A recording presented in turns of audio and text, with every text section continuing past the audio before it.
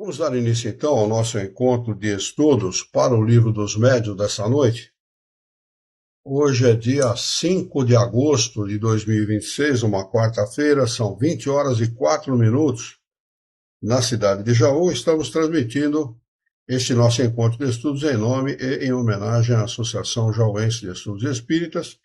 Estamos localizados na cidade de Jaú, estado de São Paulo, Brasil. Nós estamos estudando o Livro dos Médiuns, a segunda parte, capítulo 25 das evocações. O item é o de número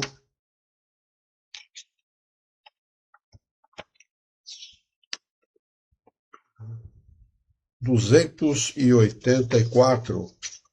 A pergunta é a de número 58. Item 284, pergunta 58. É por onde nós vamos iniciar os nossos estudos dessa noite. Muito bem. A Alzeni está lá pelo YouTube, pelo Facebook. Boa noite, Alzeni. Obrigado pela sua presença. O Alexandre e o Celso aqui pelo Google Meet. Muito bem. Vamos lá, então. Kardec pergunta aos espíritos superiores a respeito da evocação. A pergunta é sobre evocação de pessoas vivas. A pergunta de Kardec é a seguinte: pode-se evocar um espírito cujo corpo ainda se encontra no seio materno, ou seja, está sendo gestado, né, naturalmente? Resposta: não. Sabes muito bem que, nessa fase, o espírito se acha em completa perturbação. Eles explicam isso no Livro dos Espíritos e principalmente na Gênese, né? Encarnação dos espíritos, quando eles falam a esse respeito, à medida que o espírito é ligado ao óvulo, né? ao zigoto já, né? Ao óvulo, não ao zigoto, já está bipartido, né? Ele entra realmente num estado de perturbação, e essa perturbação ela se segue até o nascimento. Ele só vai se dar conta de si depois de encarnado, né? Então, é impossível essa evocação. Só um parênteses, eu até me recordo sempre que a gente conversa sobre isso, as pessoas têm medo da morte, né? Daquilo que se chama morte aí, né? As pessoas deveriam ter medo justamente do retorno, né? Ah, sim. E não da só esse parênteses. Sem não dúvida. Da ida, mas da volta. Sem dúvida. Bom, tanto que se você raciocinar a respeito, você vai ver que a antítese da morte, a antítese da vida não é a morte, é o nascimento. Se raciocine espiriticamente falando, né? E a gente vai notar que a antítese da vida não é a morte. A antítese da vida é o nascimento. O espírito sai do estado de liberdade para entrar no estado de completa. Ele vai estar no estado como se estivesse encarcerado mesmo, né? 9 meses, hein? Ele leva 9 meses para ser gestado. Para ser gestado, em estado de profunda perturbação, como ele fala aqui. E depois é encarcerado pelo resto da vida até o seu desencarne, para voltar ao estado de liberdade. Então, a antítese da vida é a reencarnação. A reencarnação é a antítese da vida, né? O primeiro contato que o sujeito tem quando chega aqui é um tapa.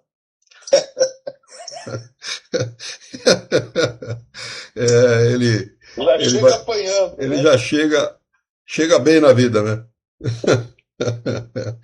E você sabe que aquele tapa é extremamente importante, né? Pegar do ponto de vista médico, aquele tapa é extremamente importante. E olha, é interessante. A mamãe me ensinou a alinhar a coluna de criança. Chama de bucho virado. O pessoal chama comumente, né, de bucho virado. Não tem nada de bucho virado. É a coluna da criança que se desalinha e a criança não consegue mamar, não consegue dormir.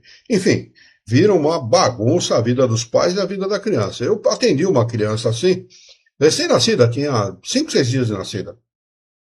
E O vizinho aqui, eu tinha colocado a coluna do neto dele no lugar e ele me chamou, ele falou pro pai, ó, tem um senhor lá perto de casa tal, que ele benze de bucho virado.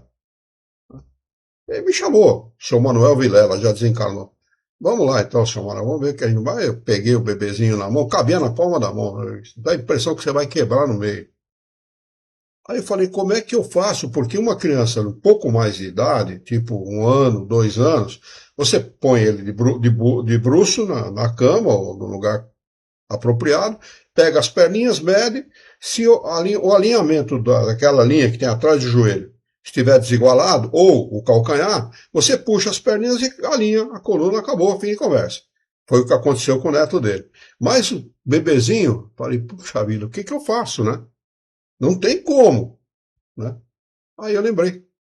E os médicos antigamente pegavam o bebê pelo calcanhar, e ou batia na bunda ou batia no próprio pezinho da criança. Um tapinha leve, inclusive, né? No próprio pezinho da criança. E foi inspirado, naturalmente, porque eu não tinha a menor ideia do que fazer. Eu fiz isso, alinhou a coluna da criança. A criança fazia 6 dias nascido, 6 dias sem dormir, o pai e a mãe sem dormir, ele mamava e regurgitava tudo que mamava. Então, mamou, dormiu. Era um dia assim, próximo da hora do almoço, dormiu a tarde inteira, não acordou mais, dormiu a noite inteira, o pai e a mãe preocupados, o que aconteceu, Eu falei, não aconteceu nada, simplesmente nasceu e não dormiu. Ele está dormindo, ele está recuperando o tempo perdido. Mamava e dormia. Foi a vida dele mais ou menos durante umas 36 horas aproximadamente. Quer dizer, esse tapinha, ele tem muito fundamento e muito importante. Quer dizer, a gente já começa a vida tomando pancada, mas é por necessidade mesmo. E pô, o pior é que passa o resto da vida tomando pancada. Né? Mas vamos lá. Kardec faz uma observação a respeito desta sua pergunta e da resposta dos espíritos, dizendo o seguinte: a encarnação somente se efetiva no momento em que a criança respira. Se efetiva no momento em que a criança respira. Ao contrário de muita gente que fala que a encarnação só vai se efetivar aos 7 anos de idade. É uma grande falácia. O espírito, ele nasce encarnado, totalmente encarnado. Não tem esse negócio de encarnação só vai se dar aos 7 anos de idade. Isso não tem nada a ver com o que ensina os espíritos superiores. Né? Ele segue, mas desde a concepção, o espírito designado é envolvido por uma perturbação que aumenta com a sua aproximação do nascimento. À medida que ele vai, como o perispírito é ligado à matéria molécula a molécula, a perturbação tende a se acirrar, tende a aumentar. Né? Consequentemente, ele vai se perturbar cada vez mais à medida que se aproxima do nascimento. À medida que se aproxima o nascimento, né? E lhe tira a consciência de si mesmo, ele complementa.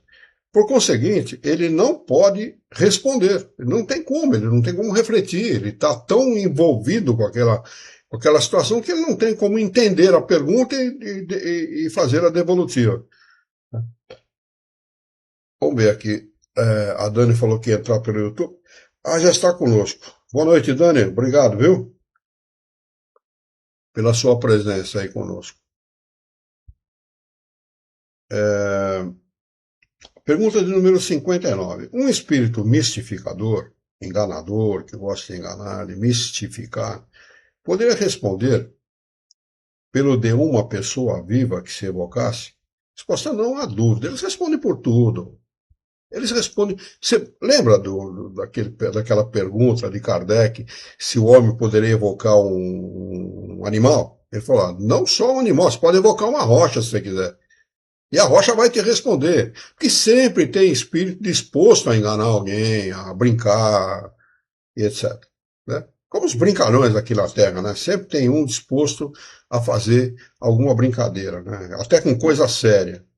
Né? E tem sempre alguém disposto a ser enganado. Né?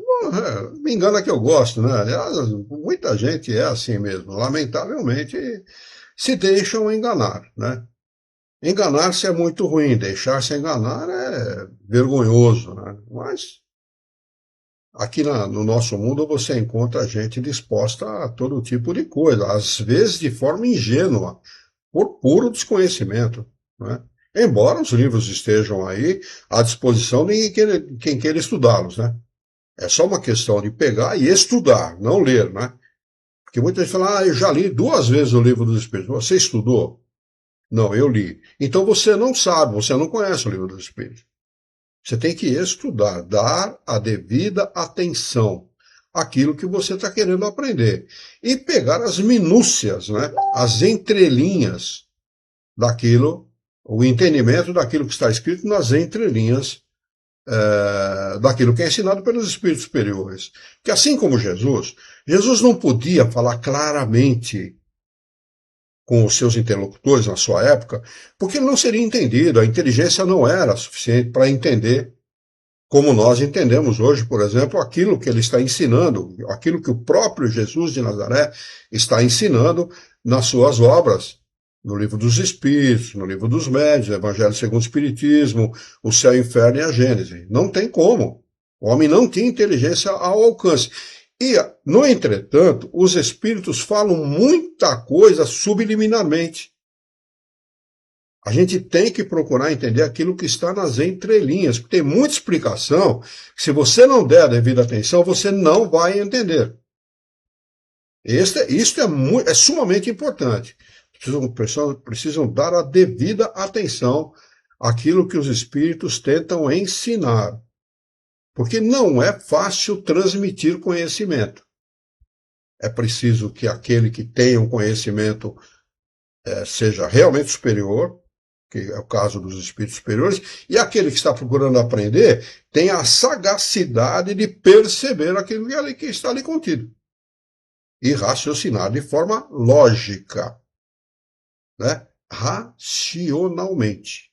Aí você consegue entender aquilo que eles querem ensinar. Caso contrário, vai passar batido e você não vai conseguir aprender.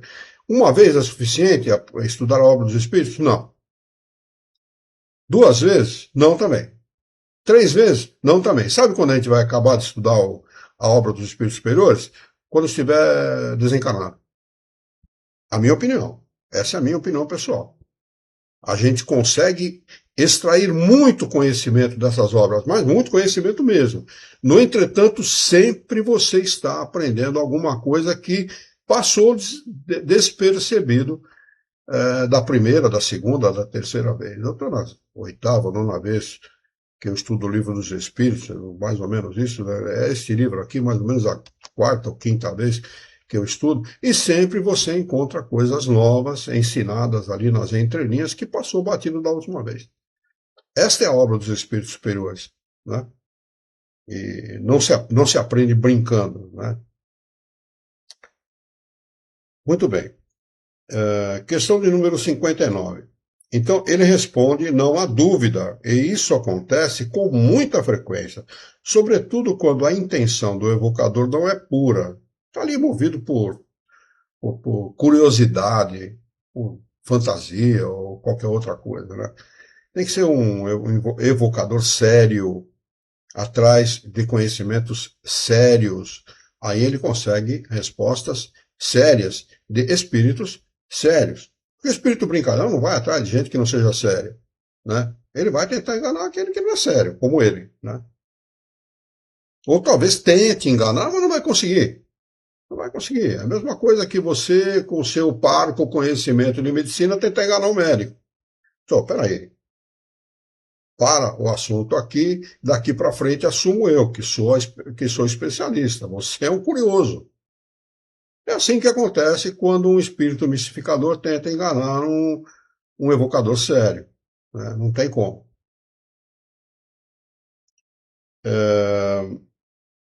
Aliás, a evocação de pessoas vivas só tem interesse como estudo psicológico. Convém não fazê-la quando não se visa a um resultado instrutivo. Objetivo? Esclarecimento, instrução. Se não tiver isso por objetivo, se for só curiosidade, fique fora, fique ausente, que você vai conseguir arrumar mais problema do que solução. Observação de Kardec. Se a evocação dos espíritos errantes, daqueles que estão sem corpo físico, livre, aguardando uma nova encarnação, isso significa espírito errante, nem sempre nos atinge para usarmos a sua própria expressão. Isso ainda é mais frequente no tocante aos encarnados. É então, sobretudo, que os espíritos mistificadores tomam o seu lugar. Pergunta de número 60. É inconveniente evocar uma pessoa viva? Resposta: nem sempre é livre de perigos. Depende da condição da pessoa. Se ela estiver doente, podemos aumentar o seu sofrimento. Depende de quem. Tem que ter bom senso, né? Tem que ter bom senso. Bom senso para tudo. O bom senso vale para o cotidiano, para o dia a dia, para a vida de relação, vale também para a relação com os espíritos. Da mesma maneira, ou até maior ainda, porque a seriedade tem que ser a causa primeira do motivo que leva uma pessoa a investigar o mundo dos espíritos. A causa primeira tem que ser a seriedade. Tá certo? Daí para frente ele consegue alguma coisa. Daí para trás ele vai ter problema sério. Vai ter problema para ele e para os seus evocados, sejam eles espíritos errantes, estejam desencarnados ou não. Né? Pergunta de número 61. Quando a evocação de um vivo, de um encarnado, pode ser mais inconveniente? Pergunta Kardec. Resposta: não deve ser evocadas as crianças de tenra idade, as pessoas gravemente doentes, os velhos enfermos. Numa palavra, ela pode ter inconvenientes sempre que o corpo esteja muito debilitado. E uma criança em tenra idade tem o corpo debilitado. Por quê? Porque está em formação. Ah, bom, a criança em tenra idade tem, claro. Um corpo em formação ainda utiliza-se de todo o alimento, de toda a energia que ela possa arrecadar com o propósito de desenvolver o próprio corpo. Né? Então, ela realmente está fragilizada desse ponto de vista. Né? E a gente sente essa fragilidade. Eu já senti muitas vezes essa fragilidade, algumas vezes, não muitas vezes, graças a Deus, mas algumas vezes essa fragilidade, inclusive para a transmissão dos nossos estudos aqui, fica debilitado fisicamente, sente-se incapacitado ou parcialmente incapacitado, e você acaba não arriscando, né,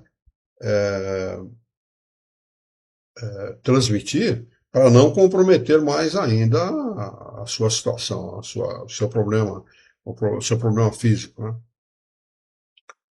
Observação de Kardec: a brusca suspensão das faculdades intelectuais durante o estado de vigília também pode oferecer perigo se as pessoas, no momento, necessitassem de toda a agilidade mental. 62. Pergunta: durante a evocação de uma pessoa viva, seu corpo se cansa por causa do trabalho do espírito, embora ausente? Resposta dos espíritos: uma pessoa evocada, afirmando que o seu corpo se cansava, respondeu assim a essa pergunta. O espírito respondendo, o evocado: meu espírito é como um balão amarrado a um poste. Meu corpo é o poste que estremece com as sacudidelas do balão.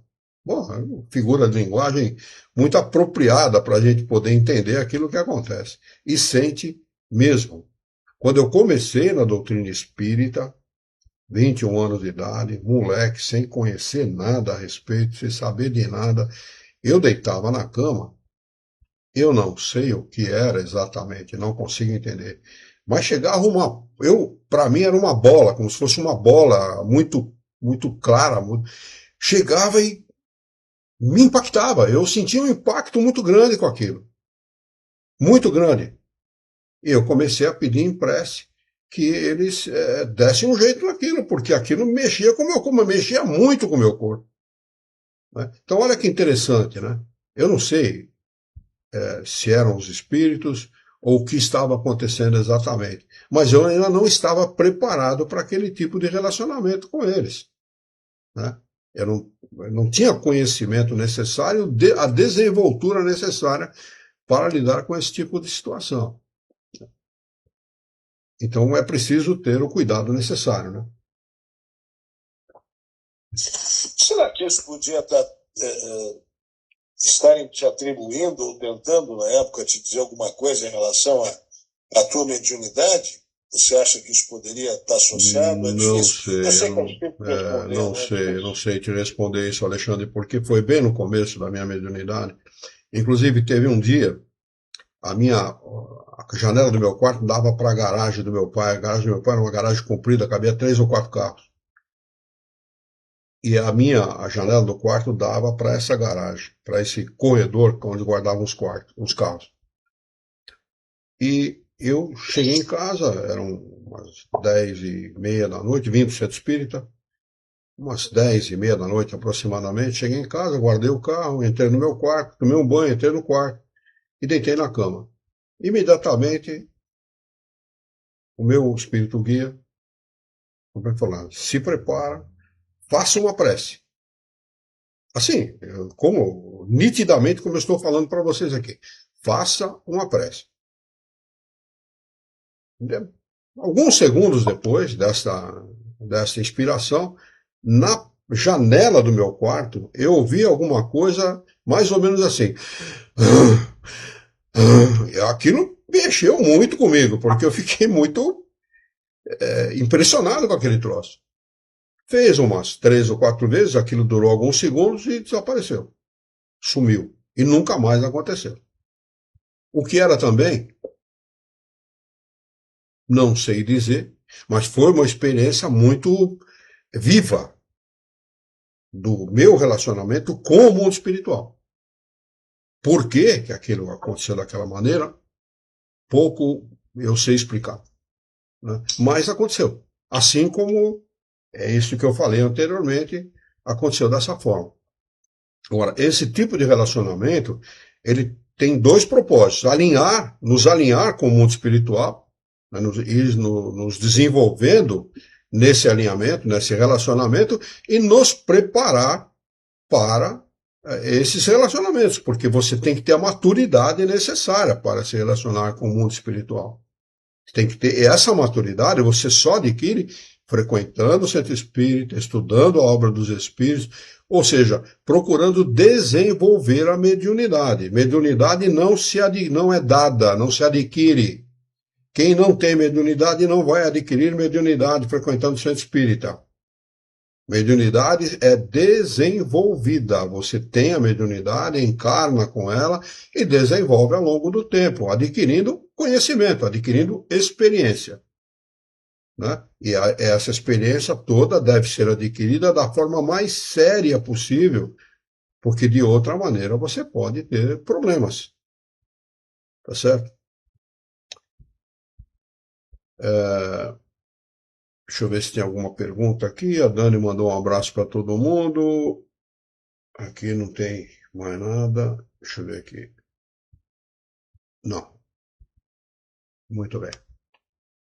Pergunta de número 63. Desde que a evocação dos vivos, dos encarnados, pode ter inconvenientes quando feita sem precaução, não há perigo também também ao se evocar um espírito que não se sabe se está encarnado e poderia não se encontrar em condições favoráveis? Resposta: não.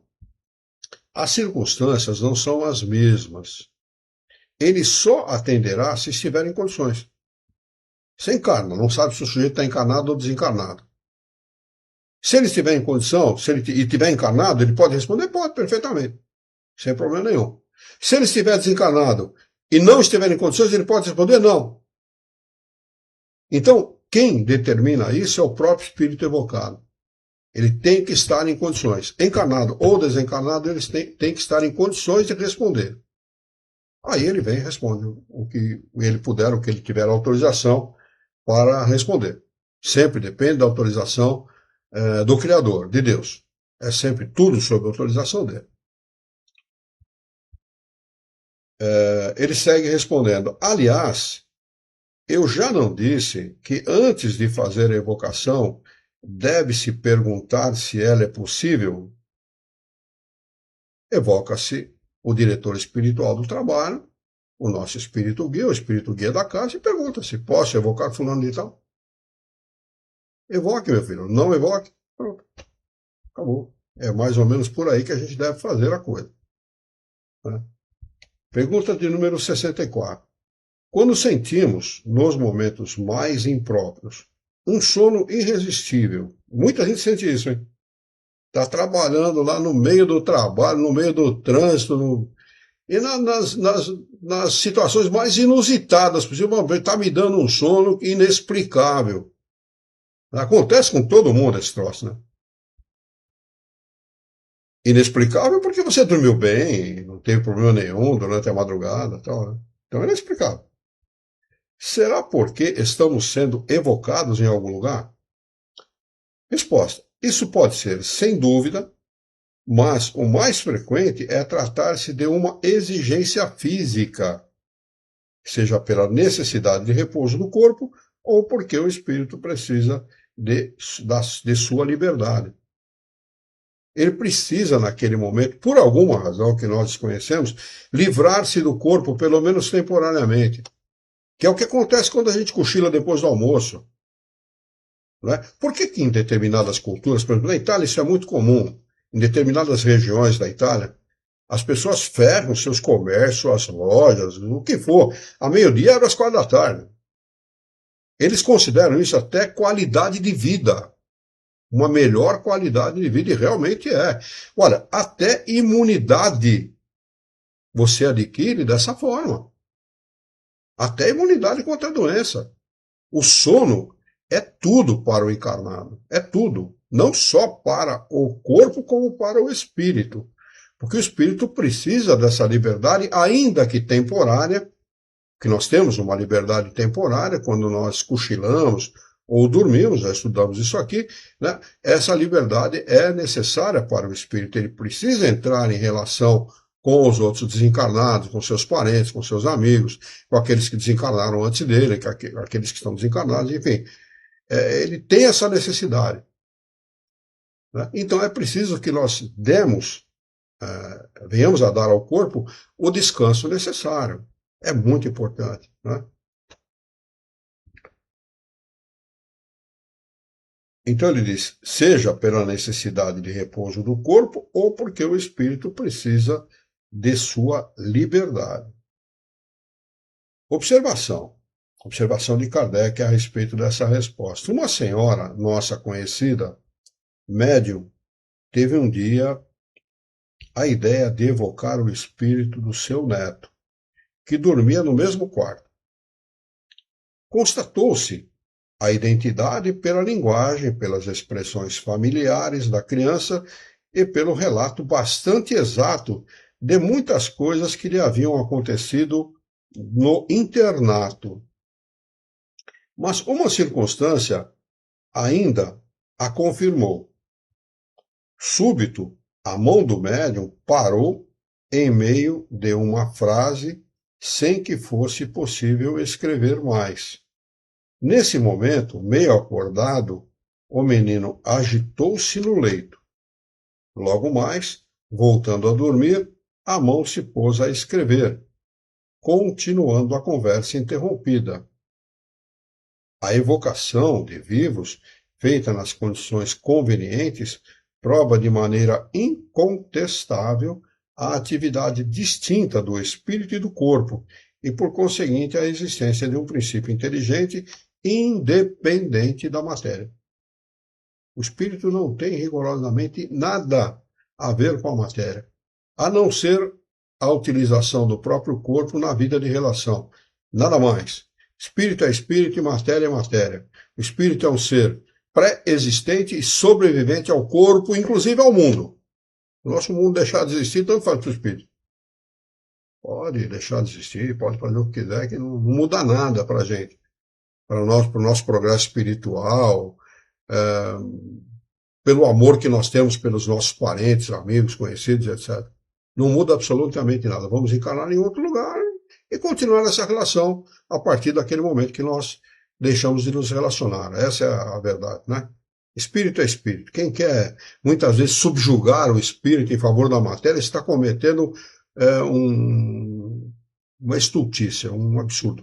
Não tem nada a ver. O espírito está muito além da matéria, muito acima da matéria.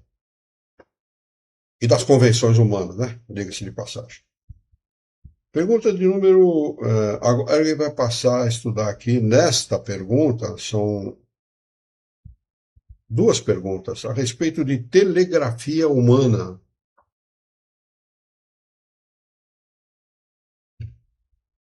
Pergunta de Kardec.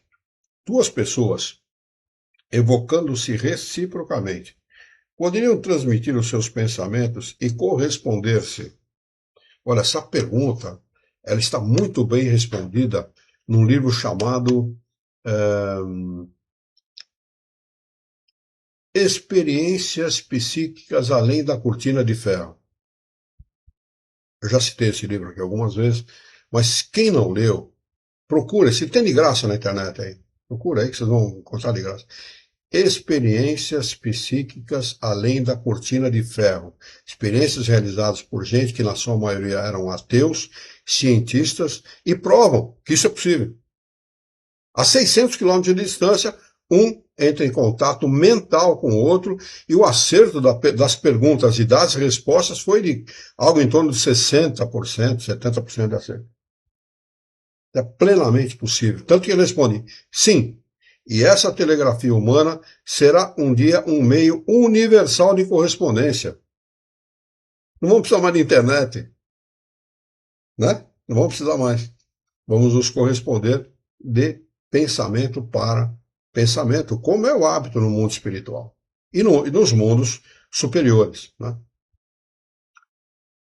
Questão de número 66. Por que não seria praticada desde agora? Resposta. Já é por algumas pessoas, mas não por todos. É necessário que os homens se depurem para que o seu espírito se liberte da matéria.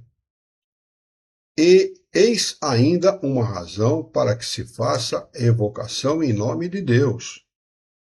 Até lá, ela estará circunscrita, limitada às almas de eleição e desmaterializadas, que raramente se encontram no estado atual dos habitantes da Terra.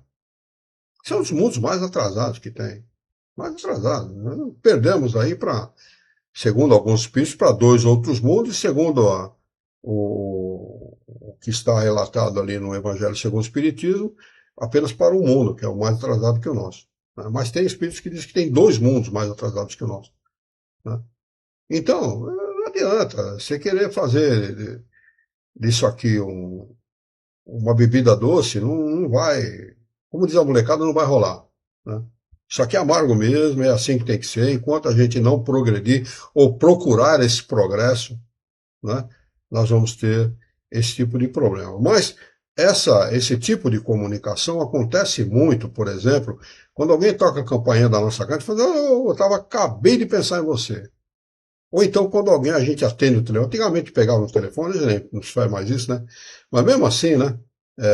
No celular, quando você recebe uma chamada desconhecida, e você vai ver que era um conhecido que estava do outro lado, que não estava relacionado aí na tua agenda, né? Você fala, pô, que legal, eu estava pensando em você, pensei em você o dia todo ontem, pensei hoje e tal. É um relacionamento de pensamento para pensamento, que vem muito antes do sinal de telefone, vem muito antes da campainha, vem muito antes de tudo. Né? O pensamento ele tem prioridade sobre tudo. Né? Realmente é ele que vai, em muito breve, comandar as nossas relações no nosso planeta. Pois não, Alexandre? Isso é muito comum, né? Quando as pessoas, talvez pela ausência de compreensão, se perguntem, mas como funciona isso, né? Basta você, quando você retorna do teu sono, e você teve um sonho, aí está o exemplo do que o Luiz acabou de dizer. né? Porque no sonho, no momento que você confronta alguém, conversa com alguém, recebe qualquer tipo de informação, é pelo pensamento. É exatamente o que ele está falando. Se você quer, de uma forma quem está nos ouvindo, de uma forma simplista, tentar entender isso, é só se lembrar de um sonho que teve, de uma conversa que teve com alguém num sonho. Você não conversou ali, né? Não houve palavra articulada. Não houve palavra articulada, né? Você trocou aquela informação pelo pensamento. É isso mesmo. E isso acontece com todo mundo. O meu genro, casado com a minha filha mais nova, que o Alexandre conhece, o Márcio, nós fizemos aí uma feijoada em casa, foi domingo passado, domingo retrasado. E ele estava todo choroso, porque ele gostava muito do pai, e o pai já desencarnado. E ele sonha com o pai. Ele falou, mas foi muito real. Falei, Márcio, não foi muito real. Foi real. Aconteceu, Márcio. Aconteceu, você esteve com ele. Você matou saudades, ele matou saudades. Mas ele falou tanta coisa para mim. Mas isso, a realidade é essa. Não tem segredo nenhum. Os homens ainda não conseguem entender nenhuma coisa tão elementar como o sonho. Que dirá entender os espíritos, né? Aí, como o peão não entende os espíritos, faz chacota. Porque a arma do ignorante é essa mesmo, né? Desfazer, fazer pouco, fazer brincadeira com coisa séria e tal. Mas é natural, isso, nosso mundo é natural. Nós estamos aí, nos relacionamos com a maioria de espíritos ignorantes, perversos, inseguros, com todo tipo de problema. Vai. Agora arrumaram mais um monte, né? Tem síndrome disso, síndrome... É síndrome de tudo quanto é coisa. Todo mundo hoje tem síndrome, né? Mas vamos lá. Deixa eu ver se tem alguma pergunta aqui antes de iniciar esse capítulo. Não, não tem ainda pergunta nenhuma. Vamos lá. Capítulo de número 26. Perguntas que se pode fazer. Naturalmente, perguntas que se pode fazer aos espíritos evocados, né? Aos desencarnados ou encarnados evocados. Ele vai tratar aqui como subtítulo observações preliminares, perguntas agradáveis e desagradáveis, perguntas sobre o futuro, sobre as existências passadas e futuras, sobre interesses morais e materiais, sobre a situação dos espíritos, sobre a saúde, sobre as invenções e descobertas, sobre tesouros ocultos, sobre outros mundos.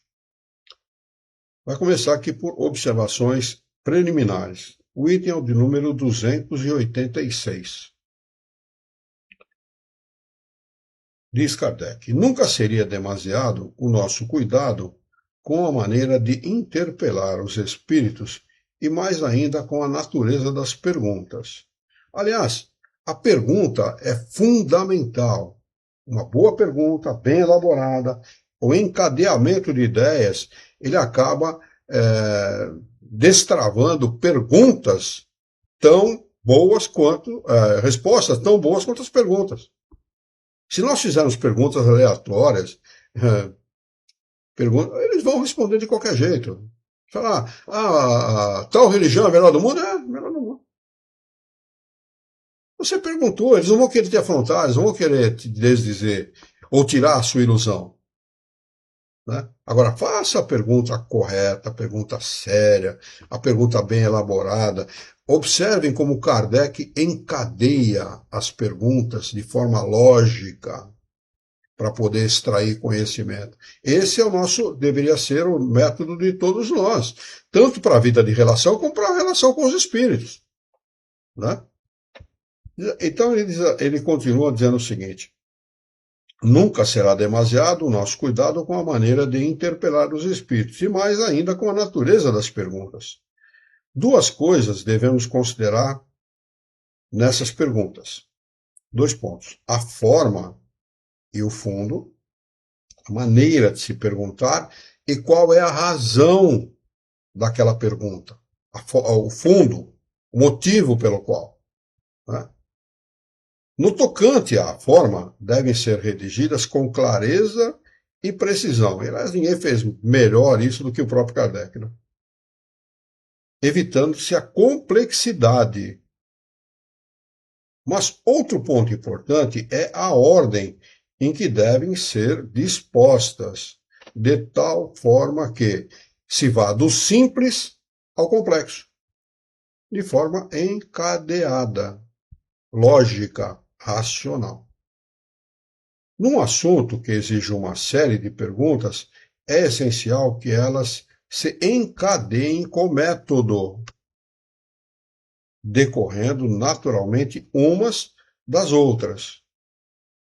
Dessa maneira, os espíritos respondem com muito mais facilidade e maior clareza do que se perguntássemos ao acaso, saltando de um assunto para outro. Você não extrai conhecimento. Se você não encadear as perguntas de forma lógica, você não extrai conhecimento. Você vai saltando de assunto. Como é que você pode extrair conhecimento a respeito daquele determinado assunto que lhe interessa? Dessa maneira, os espíritos respondem com muito mais facilidade e maior clareza do que se perguntássemos ao acaso, saltando de assunto para outro. Por essa razão, é conveniente prepará-las antes, deixando para intercalar durante as sessões as que surgirem das circunstâncias. Além de ser melhor a redação feita com calma, esse trabalho preparatório representa, como já dissemos, uma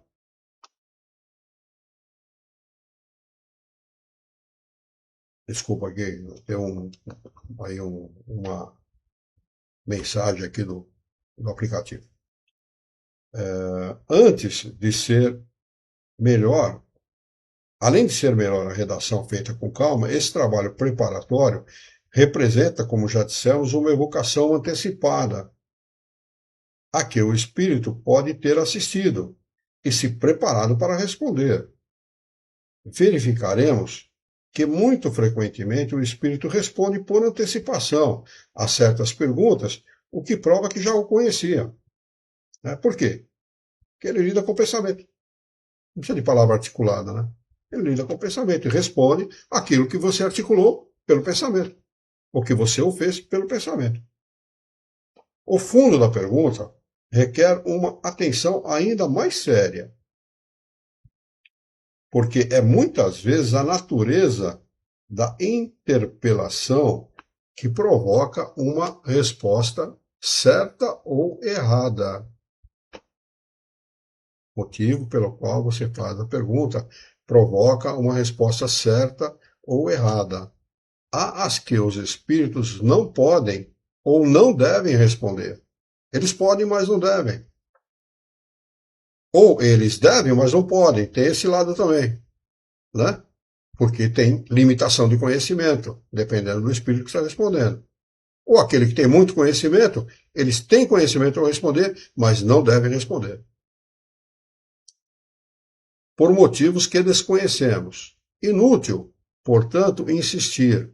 Mas as que mais devemos evitar são as perguntas para experimentar a sua perspicácia.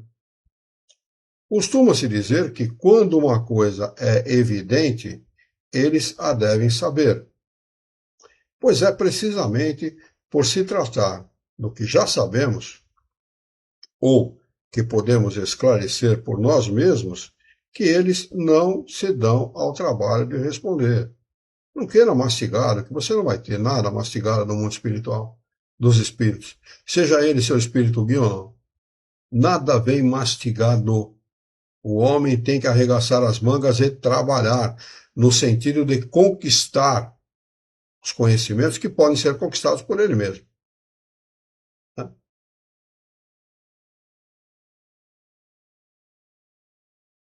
Tá. Que eles não se dão ao trabalho de responder. E essa suspeita os ofende e nada se consegue de satisfatório. Não temos sempre desses exemplos entre nós? Os homens de conhecimento superior, conscientes do seu valor, gostariam de responder a perguntas tolas como se fossem escolares, não vai perder seu tempo, seu precioso tempo em responder pergunta estúpida. É o mesmo de dar com os espíritos, não tenha dúvida. O desejo de fazer de certas pessoas um adepto não é razão para os espíritos satisfazerem uma curiosidade vã. Espírito não faz prosélito. Quem se faz seguidor da doutrina espírita somos nós mesmos, voluntariamente. Apenas isso. Não faz prosélitos, não faz seguidores. Não interessa para os espíritos fazer seguidores. O homem tem que se aproximar do espiritismo, mas antes permitir que o espiritismo se aproxime dele. Entendê-lo pelo coração e depois pelo raciocínio. Pô, peraí. Coisa racional, a coisa séria. Afetou o coração. Aí ele vai começar a pensar no conhecimento que ele está recebendo, nos esclarecimentos que ele está recebendo. Pronto. Ele vai ser um seguidor natural daquela doutrina, um estudioso natural daquela doutrina, sem imposição. É uma proposta racional e inteligente para que o homem se esclareça, saiba quem ele é, de onde ele veio, para onde ele vai. Esse é o propósito da doutrina, não é fazer seguidores. Na igreja não tem o propósito. É um caminho natural, né? É um caminho natural. Não tem esse negócio de movimento igrejeiro dentro da doutrina espírita, assim, ó. Entendeu? O cara só faz palestra para cima. Tem gente, viu? Eu conheci, eu não vou falar o nome dela aqui, era uma senhora, desencarnou inclusive. Ela fazia palestra para no mínimo 100 pessoas, no mínimo. Era tido como uma bambambam, são desses palestrantes de passarela que tem, né, no meio espírita, né? Só no mínimo 100 pessoas. Então, se não tivesse 100 pessoas, ela não ia, não. Oh, para com isso, rapaz. Se você tiver uma única pessoa realmente interessada, é tua obrigação passar o conhecimento. Uma única pessoa interessada. Você não precisa de plateia. Para que plateia? Isso é coisa de gente vaidosa. Hoje eu vi só um rápido comentário, eu vi no Instagram hoje uma figura eminente aí da FEB. Eu tive que ir lá fazer um comentário, porque ele é uma figura muito conhecidíssima aí dentro da FEB. E acho que ele é palestrante também. Não vou citar por óbvio o nome dele, mas ele me sai com a seguinte situação. É aquilo que eu sempre digo, eles vão indo bem até chegar um determinado momento que dizem uma grande asneira. E essa pessoa, figura eminente, conhecidíssima no meio espírita, disse o seguinte, que o espiritismo é uma doutrina, uma ciência, eu digo, opa, tá indo bem, e uma religião. Aí quando ele fala isso, eu digo, olha, é a mesma coisa que o sujeito está indo, ele um pouco descamba lá para André Luiz, descamba para Emmanuel. Então, quer dizer, é uma contradição. Essas pessoas, elas não têm... Eu tive que ir lá dizer, olha, é um serviço que o amigo está prestando ao espiritismo aí. Dizer que o espiritismo é uma religião. Aí a gente fica, em cima do que você está falando, a gente fica pensando qual é o objetivo dessas pessoas, né? O que querem, né?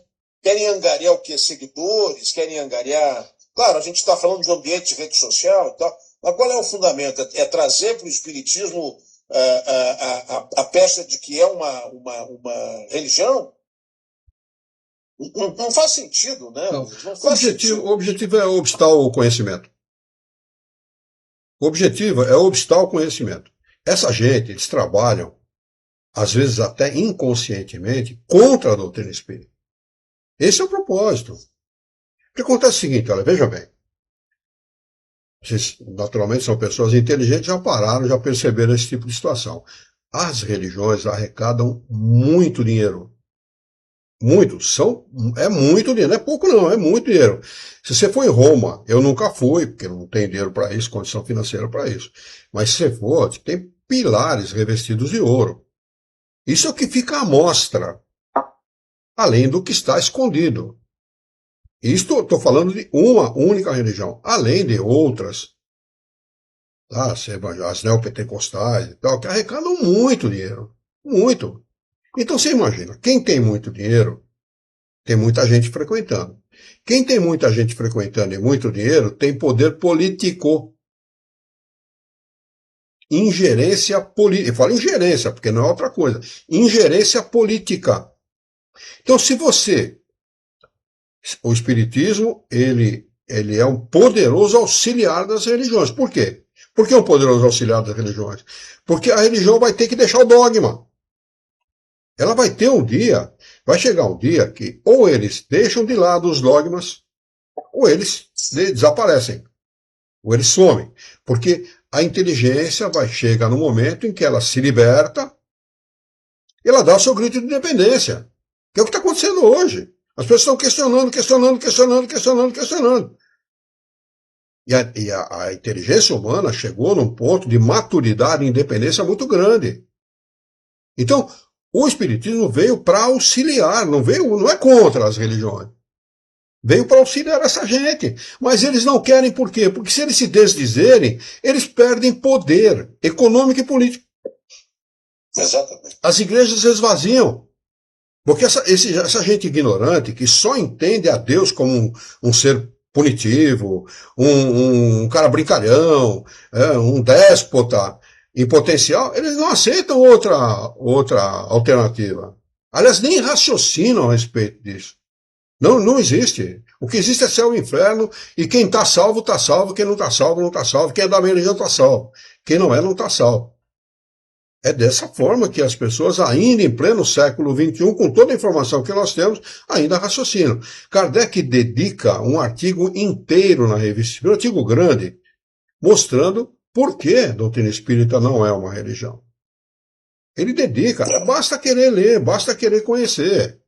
E não é mesmo. Não adianta querer. Mas eles procuram obstar esse conhecimento exatamente para que as pessoas não se esclareçam, porque a partir do momento que as pessoas se esclarecem, eles deixam de ser religiosos. E deixam de vender livros. Deixam de vender livros, de serem religiosos, de dar dinheiro para a religião, e vão tirar poder econômico e político das religiões. É tudo que eles não querem. Quando você consegue manipular as inteligências, dominar essas inteligências, você tem essas pessoas na sua mão. Por que Jesus foi crucificado? Quem condenou Jesus foram os judeus. Não, quem condenou foi o romano. Quem ajudou na condenação foi o povo judeu. Sobretudo os sacerdotes, os escribas e os fariseus. Por quê? Porque Jesus estava tirando seguidor desses caras. O ensinamento de Jesus a respeito... Bom, a pedra angular do ensinamento de Jesus é do Deus misericordioso, bom, justo, completamente diferente do Deus de Moisés. E o que esses caras ensinavam? O Deus de Moisés. Um Deus vingativo, um Deus que tinha humor, um Deus à forma de homem. Pô, aí vem um cara desdizer tudo que Moisés disse. Pô, peraí, esse cara não presta, tem que matar esse cara. Tem que matar. Ou a gente mata ele, ele mata a gente. Exatamente. A mesma coisa fazem esses novos fariseus aí do espiritismo. É a mesma coisa, não há diferença, não tem diferença nenhuma. Se você estudar a obra dos espíritos superiores, a primeira coisa que você deixa de ser é religioso.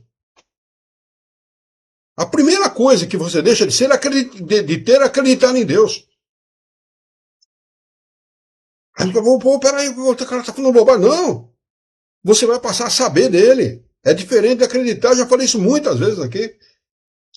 Acreditar é uma coisa, saber é outra. Muitas vezes quem acredita deixa de acreditar de um momento para o outro, dependendo das circunstâncias. E se você souber dele, aconteça o que acontecer, você nunca deixa de confiar irrestritamente no Criador. Irrestritamente, eu não falo que depende de circunstâncias, não. Não depende de nada, nem de ninguém, para você confiar no Criador. Ainda que você perca tudo o que você tem, você vai continuar confiando irrestritamente no Criador. Mas tudo o que os religiosos não querem. Eles querem que você acredite, porque acreditando, ele vai dizer assim, eu sou o representante de Deus na Terra. Você quer falar com Deus? Fale comigo primeiramente. Aí eles expulsam das igrejas dele quem é descasado, quem tem amante fora de casa, quem usa droga, aqueles que mais necessitam de orientação moral, eles são expulsos da igreja, não podem comungar, não podem assistir missa, não podem um monte de coisa. A religião, o espiritismo, ele dá permissão moral para tudo? Não. Não dá, não. Ele restringe essa permissão, inclusive. Muito antes, pelo contrário. É claro, tudo posso, mas nem tudo me convém. É isso que o Espiritismo ensina. O homem a regular a sua relação com o mundo, a sua relação consigo mesmo e com a sua moralidade. A famosa moral. Exatamente. Agora, o que vem esses caras por aí dizer? O que dizem, certo? E acabam botando as pessoas em confusão, acaba dificultando o entendimento de tudo isso que eu falei, que são coisas simples a partir do momento que você tem conhecimento. Mas muito difícil de serem entendidas se você não tem o conhecimento. Toda a diferença do mundo é conhecer, saber e não saber. Essa é toda a diferença do mundo. Vamos tentar acabar esse item aqui de número 286 para nós encerrarmos os nossos estudos de hoje. Ele diz o seguinte: os homens de conhecimento superior, conscientes do seu valor, gostariam de responder a perguntas tolas como se fossem escolares? O desejo de fazer de certas pessoas um adepto não é razão para os espíritos satisfazerem uma curiosidade vã. Sabem que cedo ou tarde ela chegará à convicção. Ah, meu Deus do céu. Oh, meu Deus do céu. O que aconteceu aí? Encerrou a reunião.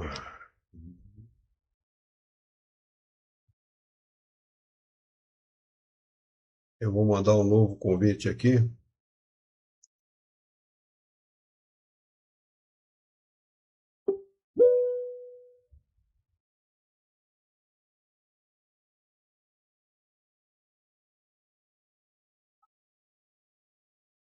Vou mandar um novo convite aqui para...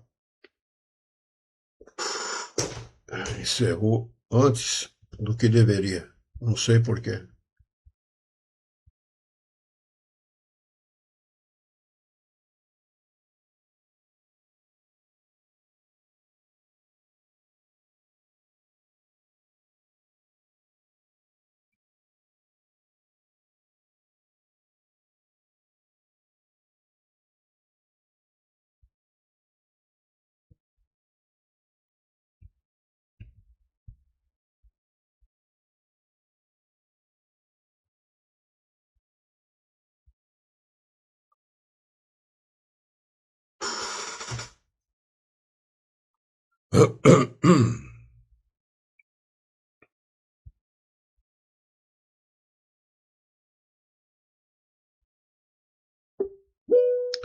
Pá, eu acho que deu uma hora de reunião, eles encerraram, viu? Voltou agora. Deixa eu mandar um aviso pro Celso.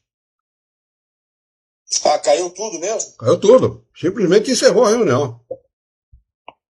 E até no YouTube também? No YouTube acho que não. Deixa eu ver. Não, no YouTube permanece. E no Facebook também permanece.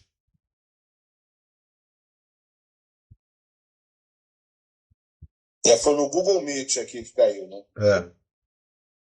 Foi só no Google Meet que caiu. Deixa eu ver. Você vai retomar do ponto que você estava ali, Isso, né? do ponto que eu estava. Ai, que absurdo, rapaz. Configuração do aplicativo, provavelmente. Eu acho que eles voltaram àquela questão, aquele negócio lá de restringir 1 hora a reunião, né? Quando deu 15 minutos, lá veio uma mensagem. Mas eu achei que era algo que não ia adiante, mas enfim. Bom, vamos tentar acabar com os nossos estudos. Acho que o Celso é capaz de entrar novamente. Sabe que cedo ou tarde ela chegará à convicção e os meios que usam para conduzi-la nem sempre são os que supomos. Pense-se num homem grave, ocupado em coisas úteis e sérias, constantemente amolado pelas perguntas pueris de uma criança. E pode-se imaginar o que os espíritos superiores pensam de todas as tolices que lhe repetem. Isso não quer dizer que não se possam obter dos espíritos ensinamentos úteis e, sobretudo, excelentes conselhos, mas que eles respondem mais ou menos bem segundo os seus conhecimentos. O interesse e a afeição que nos votam, o fim que nos propomos e a utilidade que vem no assunto. Mas, se nos limitamos a julgá-los mais capazes do que outros e a nos informar sobre as questões deste mundo, não poderão olhar-nos com muita simpatia. Daí por diante, só nos visitarão rapidamente e muitas vezes, conforme o seu grau de imperfeição, estarão mal-humorados por terem sido incomodados inutilmente. Vamos anotar aí o item de número 287 para retomarmos os nossos estudos da próxima quarta-feira.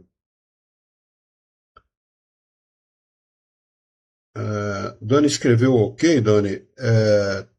Tá tudo ok aqui suponho eu que está tudo ok aqui no YouTube, né? Muito bem, o Celso não entrou. Mas se não houver nenhuma pergunta, alguém quiser acrescentar alguma coisa, nós vamos fazer a nossa prece de encerramento. Não, realmente só a questão do problema técnico aí, certamente foi somente no Google Meet. Né? Foi, só no Google Meet. Ainda bem, né? Menos mal, né? Sim. Muito bem, vamos lá então. Vamos elevar o nosso pensamento, mentalizar a figura excelsa e amiga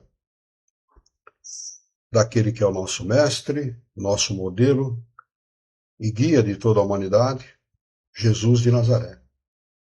Juntos com Jesus, vamos nos dirigir ao Criador, ao Senhor da vida, fonte inesgotável de paz, de amor, de bondade, de misericórdia e justiça, para agradecê-lo muito pela oportunidade de aqui estarmos reunidos em seu nome, para estudarmos as questões propostas pelo livro dos médiuns dessa noite.